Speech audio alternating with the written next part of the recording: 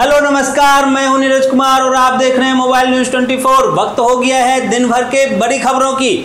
बांग्लादेश में आरक्षण विरोधी प्रदर्शन और हिंसक झड़पों के बीच सोमवार को तख्तापलट हो गया, जहां प्रधानमंत्री शेख हसीना ने इस्तीफा दे दिया और राजधानी ढाका छोड़ दिया है। वहीं राष्ट्र के नाम टेलीविजन संबोधन में सेना प्रमुख वकर उस जमान ने कहा कि सेना अंतरिम सरकार बनाएगी। कई रिपोर्टों के अनुसार शेख हसीना अपनी बहन शेख रेहाना के साथ देश छोड़कर भारत आ गई है। बता दें कि बांग्लादेश में तख्तापलट के पीछे पाकिस्तान और चीन का हाथ होने का बात कही जा रही है। भारत 6 से 8 अगस्त तक राजधानी दिल्ली में पहले बिम्स्टेक बिजनेस शिखर सम्मेलन की मेजबानी करने जा रहा है, जहां विदेश मंत्रालय भारतीय उद्योग परिसंघ CII के सहयोग से 3 दिवसीय इस कार्यक्रम की मेजबानी करेगा। बांग्लादेश में तख्तापलट के बाद पूरी स्थिति पर भारत सरकार ने भी नजर बनाई रखी है।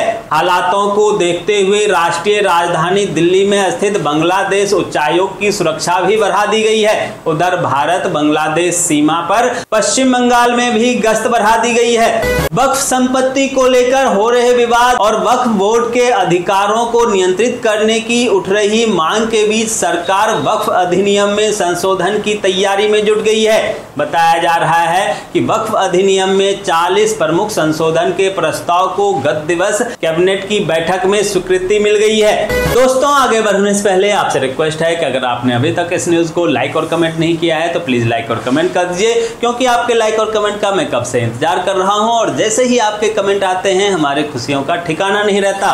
कर्नाटक में कांग्रेस सरकार और बीजेपी के बीच घमासान मचा हुआ है, जहां सिद्धारमैया मैसूरू शहर विकास प्राधिकरण और राज्य संचालित वाल्मीकि निगम घोटालों में विपक्ष के निशाने पर हैं। इस बीच रविवार को केसी वेणुगोपाल ने कहा कि राज्य में पिछली कांग्रेस की नेतृत्व वाली जेडीएस और कांग्रेस गठबंधन की सरकार को भाजपा ने केंद्र की नेतृत्व के साजिश के कारण गिरा दिया था। उसी तरह एक बार फिर से कर्नाटक सरकार को गिराने की कोशिश की जा रही है। सांसद जया बच्चन ने आज एक बार फिर से संसद में विवाद खड़ा कर दिया, जब उन्होंने अपने पति अभिनेता अमिताभ बच्चन का नाम उनके नाम के आगे जोड़ने से इनकार किया।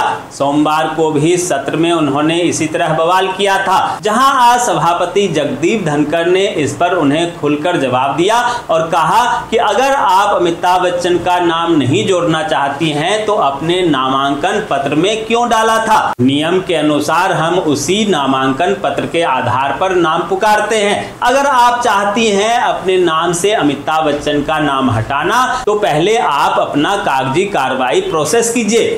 असम के मुख्यमंत्री हिमंत विश्व शर्मा ने घोषणा की है कि उनकी सरकार जल्दी ही उत्तर प्रदेश की तरह लव जिहाद कानून बनाएगी, जिसमें आरोपियों को आजीवन कारावास की सजा देने का प्रावधान होगा।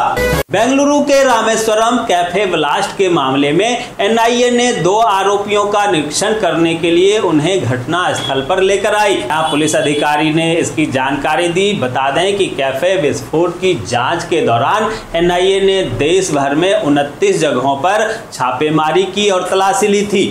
सुप्रीम कोर्ट ने ममता सरकार को भेजा नोटिस, पूछा 77 मुस्लिम जातियों को कैसे दे दिया आपने OBC का कोटा। दिल्ली बेसमेंट केस के बाद अब उत्तर प्रदेश में भी आया सख्त निर्देश, जहां अवैध बेसमेंट वाली इमारतें होगी सील, बारिश में खुदाई पर भी लगी रोक। बिहार के गया से सांसद और केंद्रीय मंत्री जीतन राम मांझी ने आरक्षण पर कहा, भुइयां ओम जैसी जातियों में कितने IAS हैं, कितने इंजीनियर हैं। जो 4-5 जातियां हैं आज वो क्षोभ व्यक्त कर रही है, क्या सब उन्हीं का है? क्या इसका मतलब ये हुआ कि शेड्यूल कास्ट का हक वो ही लेते रहेंगे? 76 साल तक तो वो हक लेते रहे हैं। बता दें कि लोजपा रामविलास प्रमुख चिराग पासवान ने कहा था कि सुप्रीम कोर्ट के इस फैसले के खिलाफ पुनर्विचार याचिका दाखिल करने जा रही है लोजपा। इसी को लेकर मांझी ने उन्हें जवाब दिया। दिल्ली हाईकोर्ट ने शराब घोटाला मामले में सीबीआई द्वारा केजरीवाल की गिरफ्तारी को चुनौती देने वाली याचिका को खारिज कर दिया। वहीं याचिका खारिज होने के बाद सीबीआई ने कहा कि उनके पास गिरफ्तारी का वैध कारण था। उधर सुप्रीम कोर्ट ने मनीष सिसोदिया को भी बड़ा झटका दिया। यहाँ उनके जमानत याचिका पर सुनवाई को 1 सप्ताह तक के लिए टाल दिया गया। हरियाणा सरकार ने कैबिनेट की बैठक में 20 एजेंडों को दिया मंजूरी, जिनमें किसानों की सभी मांगों को किया गया पूरा, जिसके तहत अब हरियाणा में 24 की 24 फसलों को एमएसपी पर खरीदा जाएगा। बता दें कि 14 फसलें पहले एमएसपी पर खरीदी जा रही थी, इनमें 10 फसलों को जोड़ दिया गया है। अब 24 फसलें एमएसपी पर खरीदी जाएंगी और ऐसा करने वाला देश का पहला राज्य बन जाएगा हरियाणा। वहीं अंग्रेजों के समय से किसानों से अभियाना लिया जा रहा था, उसको भी खत्म करने का फैसला लिया गया। केदारनाथ में 5वें दिन भी रेस्क्यू ऑपरेशन जारी है, जहां पत्थर के नीचे दबा मिला सब यात्रियों को पहुंचाया जा रहा है सोनप्रयाग। झारखंड के राज्यपाल संतोष कुमार गंगवार ने केंद्रीय गृह मंत्री अमित शाह से नई दिल्ली में शिष्टाचार मुलाकात किया। राज्यपाल ने गृह मंत्री से झारखंड की विकास योजनाओं को लेकर चर्चा भी की। आज सावन का तीसरा सोमवार है। इस बीच महाकाल की नगरी उज्जैन ने एक नया कीर्तिमान रच दिया, जहां उज्जैन में 1500 डमरू एक साथ बजाने का वर्ल्ड रिकॉर्ड बनाया गया। बता दें कि महाकाल लोक स्थित शक्ति पथ पर 1500 डमरू वादकों ने प्रस्तुति देकर यह रिकॉर्ड बनाया। हिमाचल प्रदेश सरकार के लोक निर्माण मंत्री विक्रमादित्य सिंह ने कहा कि केंद्र सरकार से हिमाचल प्रदेश को अभी तक किसी भी प्रकार की वित्तीय मदद नहीं मिली है। उन्होंने हिमाचल प्रदेश से भाजपा के 4 सांसदों से आग्रह किया कि आपदा की इस घड़ी में वे केंद्र सरकार से हिमाचल के लिए आर्थिक मदद मुहैया कराएं। जम्मू कश्मीर में आर्टिकल 370 और 35A को निरस्त करते हुए 5 साल होने पर प्रधानमंत्री नरेंद्र मोदी ने कहा कि हमारे देश के इतिहास में एक महत्वपूर्ण पल था, साथ ही प्रगति और समृद्धि के एक नए युग की शुरुआत हुई।